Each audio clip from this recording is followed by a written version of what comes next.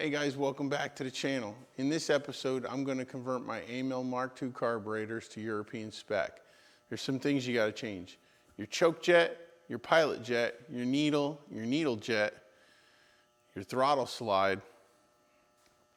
I also am replacing my main jet to a 220. I'm getting new fuel lines and filters for it. I replaced the choke plungers and I fixed the choke lever. So I'm going to get the carburetors off the bike, I'm going to clear the bench, and let's get started.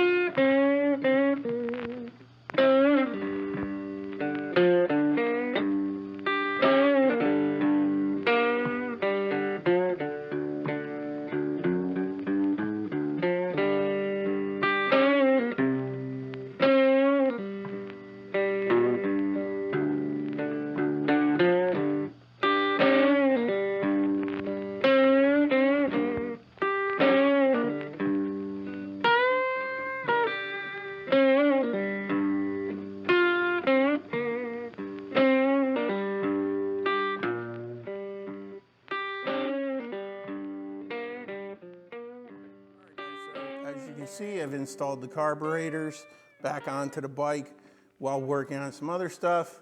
And basically, the new rubbers, the new clips.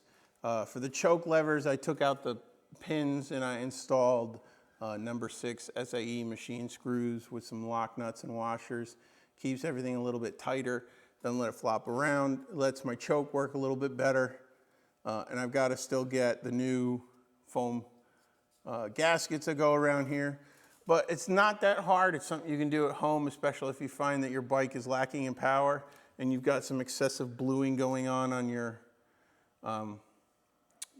header pipe. That would indicate that you're running lean, which was the case with this. I had the excessive bluing with the header pipe with this bike, and I had very poor throttle response in the mid-range. Felt like it was down on power a lot. So I hope that helps you guys out, and I'll see you on the next one. Bye.